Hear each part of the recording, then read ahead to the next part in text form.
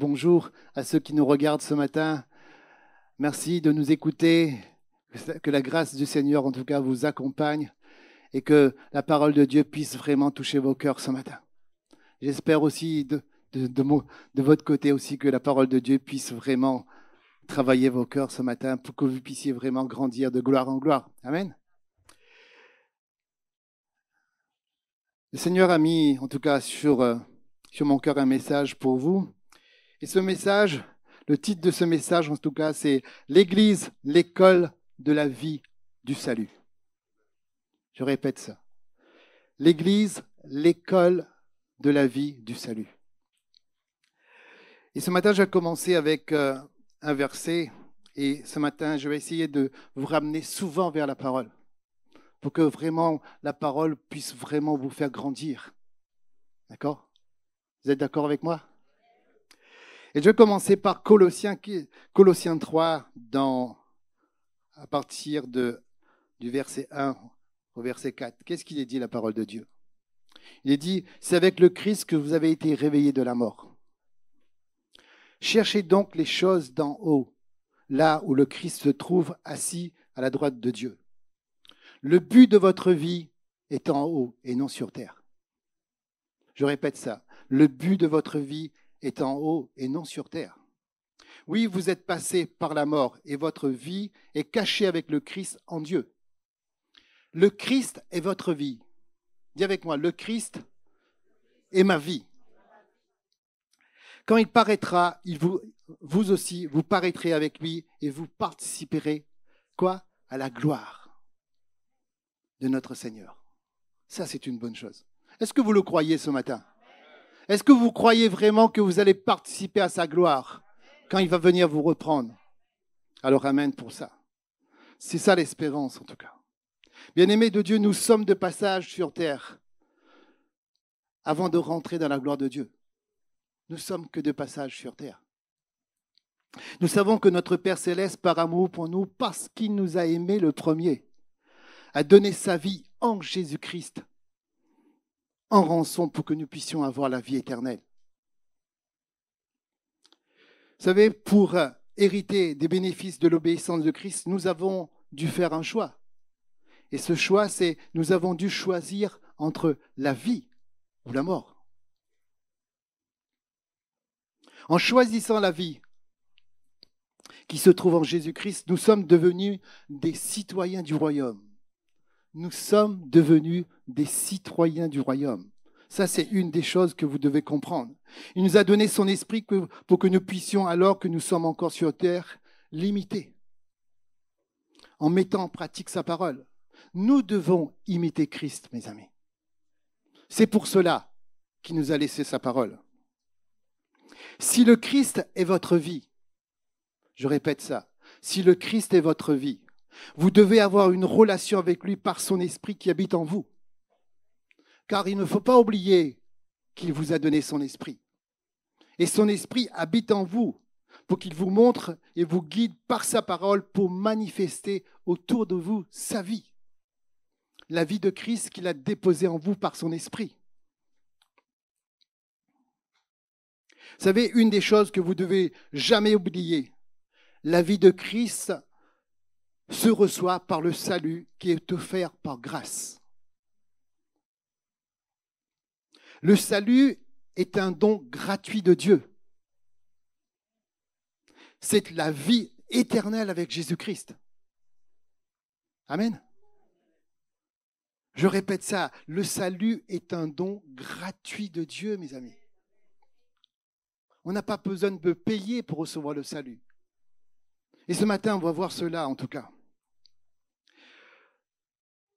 Ce matin, je voudrais partager quelques points avec vous. Et le premier point que je voudrais partager avec vous, c'est le salut, le point de départ. Le salut, c'est simplement le point de départ. Qu'est-ce qui nous dit la parole, en tout cas, dans Romains 3? La parole de Dieu nous dit dans Romains 3, Dieu rend juste les êtres humains par leur foi en Jésus-Christ. Il le fait pour tous ceux qui croient en Christ. Mais sa bonté Mais dans sa bonté, Dieu les rend justes gratuitement par Jésus-Christ, qui les libère du péché. Ce n'est pas moi qui le dis, c'est la parole de Dieu qui le dit. Dieu l'a offert en sacrifice, alors par sa mort, le Christ obtient le pardon des péchés pour ceux qui croient en lui. Si vous croyez en lui, il vous a pardonné. C'est ça qui fait toute la différence. Toute une question de vous, pas une question de lui, parce que lui, il a déjà tout fait pour vous. Amen. Vous savez, recevoir le salut, c'est être sauvé complètement. Corps, âme et esprit. C'est pour cela que l'on doit travailler à ce salut, en tout cas. Nous avons reçu le salut, mais nous devons travailler à ce salut. Dans 1 Thessaloniciens, il est dit que le Dieu de la paix lui-même vous fasse vivre totalement en lui, qu'il garde tout votre cœur, toute votre personne, votre esprit, votre âme et votre corps. Alors, on ne pourra rien vous reprocher quand notre Seigneur Jésus-Christ viendra. Celui qui vous a appelé est fidèle, il agira pour cela. Mes amis, Dieu veut travailler en collaboration avec vous par son esprit pour que vous puissiez grandir de gloire en gloire. C'est ce qu'il veut en tout cas. Si vous captez ça ce matin, que Dieu veut faire la différence à travers vous, ça va être extraordinaire. Vous savez, nous devons, en tant que chrétiens, nous devenons chrétiens par la foi en acceptant Jésus-Christ comme Seigneur et Sauveur. Vous êtes d'accord avec moi? C'est à ce moment qu'on reçoit le salut en Jésus-Christ. Il nous justifie et nous sauve, mes amis. Souvent, on ne sait pas comment Jésus-Christ nous sauve. Mais ce matin, je veux vous ramener à la parole de Dieu dans Romains 10. Comment on est sauvé? La parole de Dieu nous dit dans Romains 10, à partir du verset 8, « Alors voici comment les livres saints parlent de la justice, comment on a été justifié. » D'accord? Il est dit, « La parole est tout près de toi, dans ta bouche et dans ton cœur. » La parole est dans ta bouche, mais aussi dans ton cœur. Cette parole, c'est le message de la foi que nous annonçons. Et la parole nous dit ce matin, est-ce que ta bouche affirme devant tous que Jésus-Christ est le Seigneur? Est-ce que tu crois dans ton cœur que Dieu l'a réveillé de la mort? Si c'est le cas, la parole de Dieu nous dit, tu seras sauvé. C'est comme ça qu'on est sauvé. Parce qu'on le déclare et parce qu'on le croit en même temps. En effet, quand nous croyons de tout notre cœur, Dieu nous rend justes. Quand nous affirmons notre foi devant tous, on est sauvé. On est sauvé. Ça, c'est extraordinaire. Ce matin, si tu as déjà déclaré cet acte de foi que tu es sauvé parce que tu as fait de Jésus-Christ ton Seigneur et ton Sauveur, je t'invite à faire avec moi cette prière de déclaration sur toi-même. Est-ce que vous êtes prêts à faire une prière de déclaration avec moi? Alors on va déclarer ensemble. Je suis une nouvelle créature. Dis avec moi, je suis une nouvelle créature en Jésus-Christ. Je suis un enfant de Dieu. Je suis un sacerdoce royal. Je suis caché en Christ.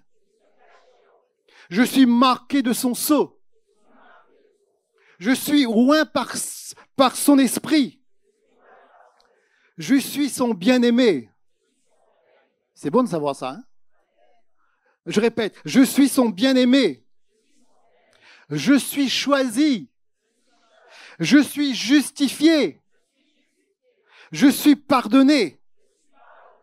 Je suis né en lui pour être au bénéfice de la vie abondante qui se trouve en Jésus-Christ. Je suis son ouvrage créé en lui pour des bonnes œuvres. On va revenir tout à l'heure sur ça. Créé en lui pour des bonnes œuvres. Mes amis. Je suis citoyen du royaume. Je suis plus que vainqueur. Je suis connu de Dieu. Répète ça, je suis connu de Dieu. Je suis celui que Dieu a rendu digne par sa grâce. Je suis libéré de la honte et de la condamnation. Ma capacité vient de Dieu et je peux tout par celui qui me fortifie. Acclame ton Seigneur pour ça. Oui, acclame ton Seigneur pour ça. Vous savez, le Seigneur nous a sauvés parce que nous avons cru en lui. D'accord ? Mais il attend plus de nous. Il nous demande de travailler à notre salut car il y a une différence entre déclarer, comme on l'a fait tout à l'heure, et vivre par l'expérience le salut qu'on a reçu de Jésus-Christ. Qu'est-ce qu'il est dit dans Philippiens 2 ? On va voir ça ensemble ce matin. L'apôtre Paul nous dit en tout cas, c'est pourquoi, amis très chers. Il ne dit pas n'importe quoi, il dit c'est pourquoi, amis très chers. Il parle de vous là. Obéissez à Dieu comme vous l'avez toujours fait. J'espère que vous le faites. Il dit, obéissez à Dieu comme vous l'avez toujours fait. Obéissez-lui avec un grand respect pour Dieu et en tremblant. Travaillez pour être sauvé. Là, on dit qu'il faut travailler pour être sauvé. Dieu travaille en vous et il vous rend capable de vouloir et de faire les actions qui lui plaisent. Et c'est ça qui est notre force. C'est parce que Dieu travaille en toi, Johnny. C'est ça qui te rend fort. Amen. Faites tout sans vous plaindre et sans discuter. Ainsi, vous serez innocents. On n'aura rien à vous reprocher. Vous serez des enfants de Dieu sans défaut. Brillez comme des lumières dans le monde. C'est ce que Dieu veut, mes amis, que vous puissiez briller dans le monde en mettant sa parole en pratique dans votre vie. Et c'est ça qui fera toute la différence. Nous devons travailler à notre salut car Dieu a mis par son esprit dans notre cœur l'espérance de vivre un jour dans sa gloire. Notre espérance à nous, c'est ça, mes amis. Ce n'est pas simplement de dire que je viens à l'église, je prie. Non, cette espérance, c'est de vivre un jour dans sa gloire. Vous êtes d'accord avec moi ? Vous savez, l'Esprit de Dieu est venu habiter en nous pour que nous puissions être à son école, pour grandir en sainteté, en marchant dans la justice, la paix, la joie. Et c'est pourquoi l'apôtre Pierre nous dit dans 1 Pierre 1, regarde ce que l'apôtre Pierre nous dit. Chantons la louange de Dieu, le Père de notre Seigneur Jésus-Christ, car dans sa grande bonté, il nous a fait naître une deuxième fois en relevant Jésus-Christ de la mort.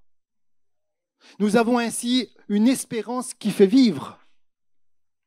En vous-même et vous-même, si vous croyez, le Dieu puissant vous garde pour vous sauver. Ce salut, on le connaîtra à la fin des temps. Nous vivons dans l'espérance de ce salut.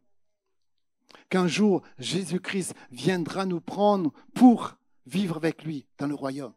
Gloire à Dieu pour ça. En recevant Jésus-Christ dans nos cœurs, notre esprit est renouvelé et nous devenons une nouvelle créature. Si vous êtes nés de nouveau, vous êtes des nouvelles créatures en Jésus-Christ. Cette nouvelle créature doit travailler son salut pour recevoir l'héritage des enfants de Dieu, pour porter l'image de celui qui est venu du ciel. Nous avons porté l'image de celui qui était de la terre. Mais aujourd'hui, en tant que chrétiens, nous devons porter l'image de celui qui est au ciel. Qu'est-ce qu'il nous dit 1 Corinthiens 15 ? Écoutez bien ce que la parole de Dieu nous dit en tout cas ce matin. Et de même que nous sommes à l'image de l'homme fait de poussière, du sol. Là, on parle du premier Adam. De même, nous serons à l'image de celui qui est du ciel. Là, on parle du dernier Adam. Amen. Ainsi, mes chers frères, montrez-vous fermes et inébranlables. Soyez toujours plus actifs, nous dit la parole, dans l'œuvre du Seigneur, puisque vous savez que la peine que vous vous donnez dans la communion avec le Seigneur n'est jamais perdue. Le Seigneur veut que nous puissions travailler pour lui en tant qu'Église, pour faire toute la différence. C'est ce qu'il veut avant tout. Que nous puissions comprendre qu'il nous a donné son esprit pour que nous puissions faire sa volonté sur terre. Vous savez, bien-aimés, le salut est le point de départ de cette vie renouvelée par l'Esprit. Le salut est le point de départ. Mais nous ne devons pas nous arrêter à là. Nous devons apprendre à marcher en nouveauté de vie pour s'identifier à Jésus-Christ. C'est ce que Dieu veut en tout cas. Vous savez, j'étais en train de lire dans la parole de Dieu l'histoire dans Luc 17 des 10 lépreux. Je ne sais pas si vous vous rappelez cette histoire-là. Dans Luc 17, il est dit que 10 lépreux viennent voir Jésus. Et ces 10 lépreux reçoivent leur guérison. Et sur ces 10 lépreux, un seul lépreux se retourne pour aller voir Jésus, pour le remercier. Et là, Jésus lui dit, tu es sauvé. Les 9 autres lépreux sont restés dans les ténèbres. Parce qu'au lieu de se tourner vers Jésus-Christ pour recevoir sa lumière, ils ont continué leur route parce qu'ils avaient reçu quelque chose. Ils avaient continué leur route simplement. Ils n'ont rien reçu, sauf la guérison. Mais le seul lépreux qui s'est retourné, lui, il a reçu sa guérison. Mais qu'est-ce qu'il a reçu ensemble? Il a reçu aussi en même temps le salut. Amen. Vous me suivez, c'est bien. Vous me suivez, c'est bien. Deuxième point que je veux voir avec vous, c'est travailler à son salut, ou à ton salut, ou à notre salut. D'accord?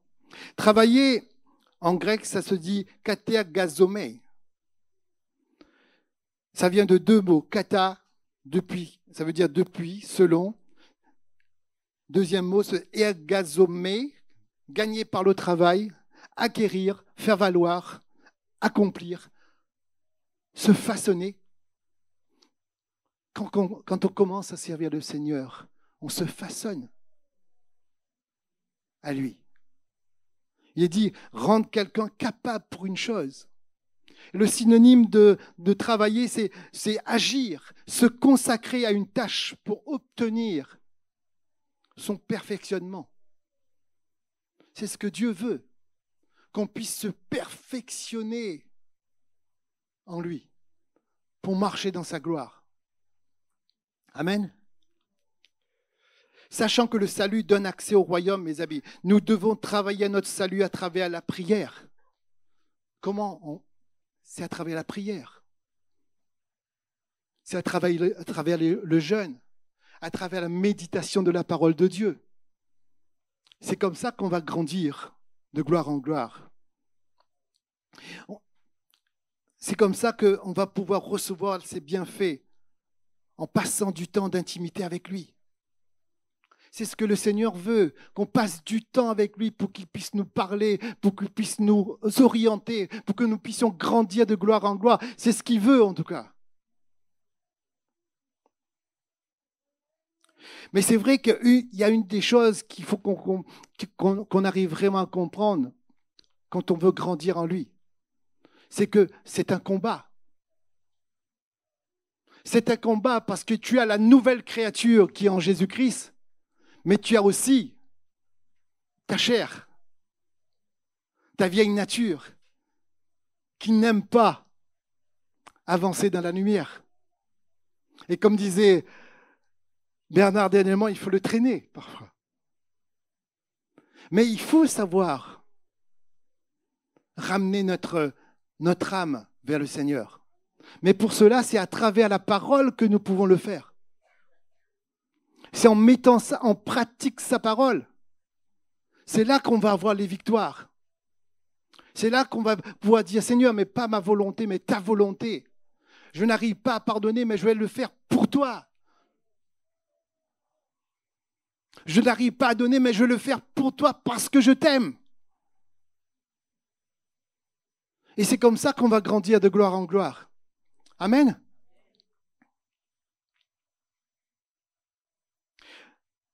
Dans Romains 13, il est dit, écoutez bien ce que la parole de Dieu nous dit, en tout cas dans ce verset, dans Romains 13 au verset 11. Vous connaissez le temps où nous sommes. C'est le moment de sortir de votre sommeil, nous dit la parole de Dieu. Ce n'est pas moi qui le dis. La parole de Dieu nous dit, c'est le moment de sortir de notre sommeil. Il parle à chacun de vous. Parce que vous êtes tous enfants de Dieu. Vous êtes d'accord avec moi? Vous êtes tous enfants de Dieu. Il dit, c'est le moment de sortir de votre sommeil. En effet, quand nous avons cru au Christ, le salut était encore loin. Maintenant, il est plus près de nous. La nuit est bientôt finie. Le jour va se lever. Vous savez, on voit aujourd'hui que l'ennemi fait rage autour de nous pour essayer de nous capturer. Et souvent, l'ennemi se sert du monde pour essayer de nous amener à lui. Il se sert parfois de la télévision, il se sert parfois du téléphone, il se sert de tout ce qui nous défend d'aller à la rencontre du Seigneur. Mais nous devons faire toute la différence. Parce qu'il est dit encore, alors débarrassons-nous des actions mauvaises commises pendant la nuit. Prenons les armes utilisées en pleine lumière. Menons une vie honnête, c'est ce que Dieu veut. Comme en plein jour. Soyez semblables au Seigneur. Ne vous laissez pas entraîner vers le mal par vos mauvais désirs. C'est ce que Dieu veut. Travaillez à votre salut chaque jour en mettant en pratique la parole de Dieu dans votre vie. Et vous allez voir comment vous allez grandir de gloire en gloire. Manifestez la vie de Christ qui est en vous par la puissance de l'Esprit qui est en vous. Et l'Esprit de Christ attend que ça, que vous puissiez manifester la vie de Christ. Donner de l'amour où il faut donner de l'amour. Chasser les démons quand il faut chasser les démons. Priez pour les malades. Manifestez la vie d'en haut. Christ va vous soutenir dans toutes vos actions.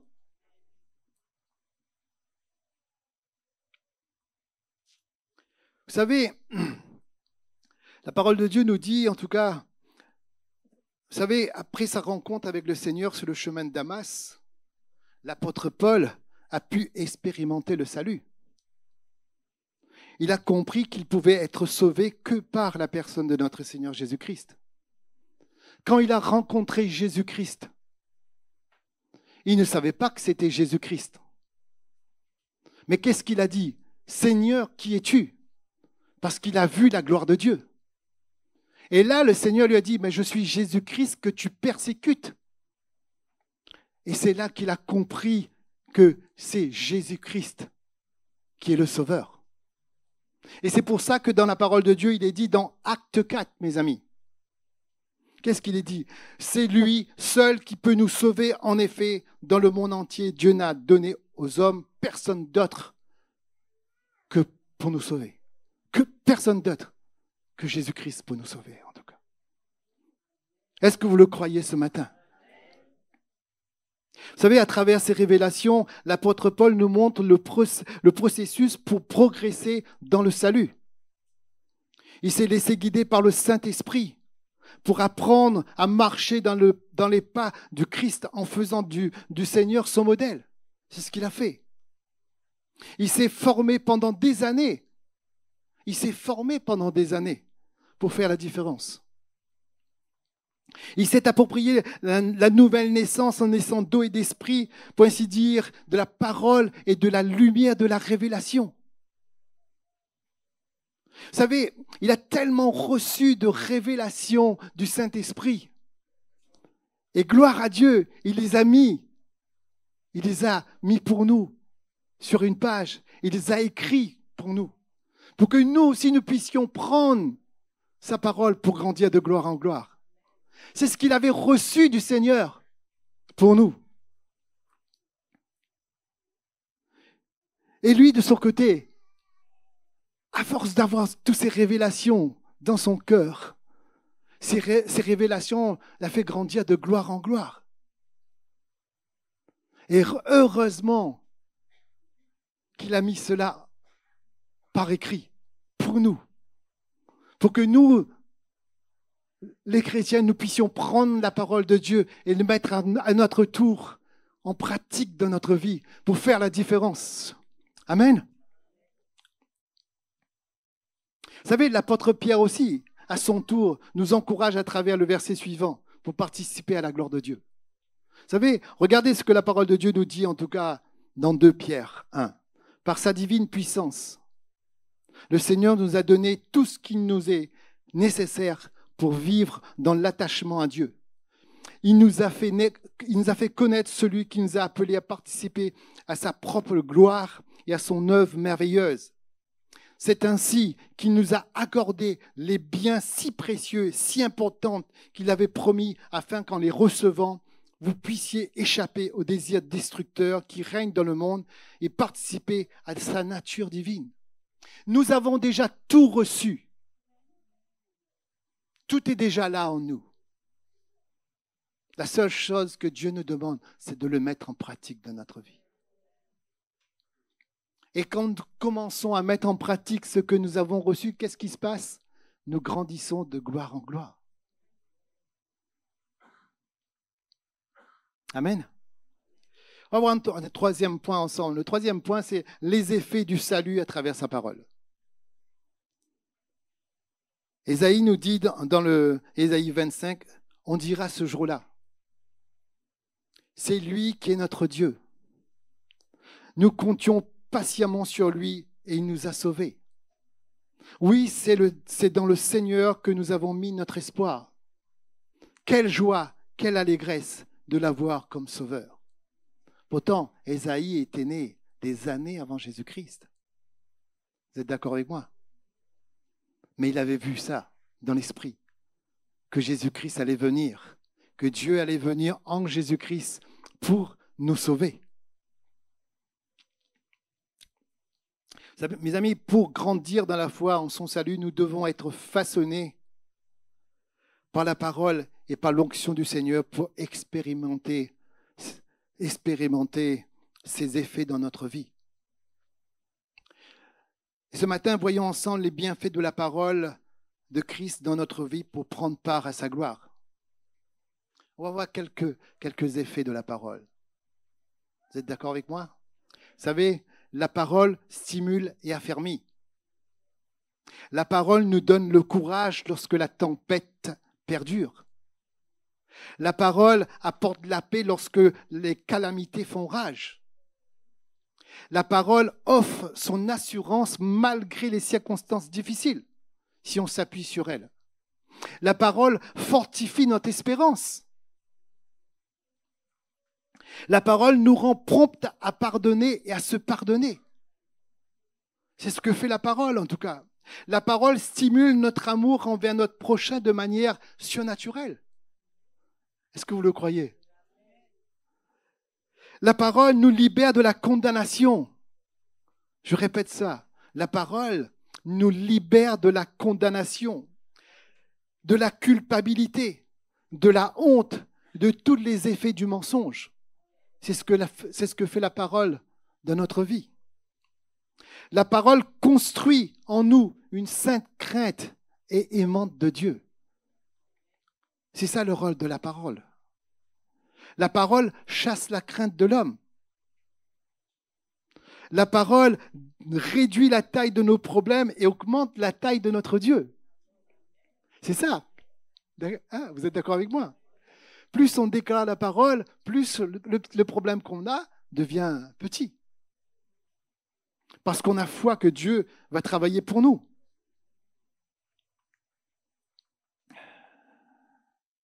Mes amis, nous devons travailler notre salut à pratiquer les œuvres justes pour rendre visible la gloire de Dieu. Vous savez, Dieu a fait des œuvres justes pour nous, pour que nous puissions le pratiquer. La parole de Dieu nous dit dans Éphésiens, en effet, vous êtes sauvés grâce à la bonté de Dieu et parce que vous croyez. Cela ne vient pas de vous, c'est Dieu qui vous donne le salut. Ce salut ne vient pas de vos actions à vous, donc personne ne peut se vanter. Vous êtes d'accord avec moi? Oui, c'est Dieu qui nous a fait. Il nous a créés dans le Christ Jésus pour que nous menions une vie riche en actions bonnes. Et ces actions, Dieu les a préparées pour que nous les fassions. Vous savez, hier soir, j'étais en train de prier et j'avais mis des louanges à travers YouTube. Et je voyais qu'il y avait beaucoup d'églises dans le monde qui avaient compris que ce que cette parole veut dire. Dieu a mis des bonnes actions pour que nous puissions les accomplir. Et je crois que ces églises-là, parce que c'était des églises vraiment où on voyait la gloire de Dieu, d'accord? Ces églises-là avaient compris que Dieu avait mis des actions pour que nous puissions les accomplir. Aujourd'hui, c'est pareil pour notre église. Dieu a mis des projets en nous. Mais ces projets, on ne peut pas les réaliser tout seul. On a besoin de vous tous pour les réaliser. Si nous voulons un grand bâtiment, si nous voulons quelque chose où nous pouvons aller ramener les perdus vers Christ, c'est à nous de faire la différence. Parce que tout simplement, c'est le projet de Dieu pour nous. Et comme il est dit, oui, c'est Dieu qui nous a fait, il nous a créés dans le Christ Jésus pour que nous menions une vie riche en actions bonnes. C'est ce qu'il veut. Et ces actions, Dieu les a préparées pour que nous les fassions, mes amis. Seul, on ne peut rien faire. Mais ensemble, on peut faire toute la différence. On peut amener le réveil dans le coin de l'île où Dieu nous a mis à la possession. On peut faire briller la gloire de Dieu dans ce coin de la Réunion. Mais tout ne dépend pas du pasteur ou de son équipe. Tout dépend de nous. Si nous croyons vraiment que Dieu veut se servir de nous pour la gloire de son nom.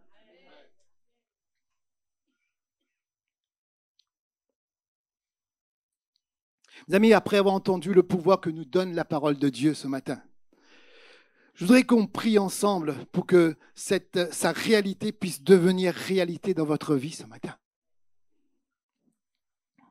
Ce matin, est-ce que vous voulez prier avec moi? Alors, on va dire ensemble, Seigneur, renouvelle-moi par la foi en ta parole. Seigneur, augmente ma capacité de recevoir ta parole. Seigneur, aide-moi à garder ta parole dans le fond de mon cœur pour qu'elle m'apporte la vie et ta vie. Par ta parole, ce matin, renouvelle mon identité en toi.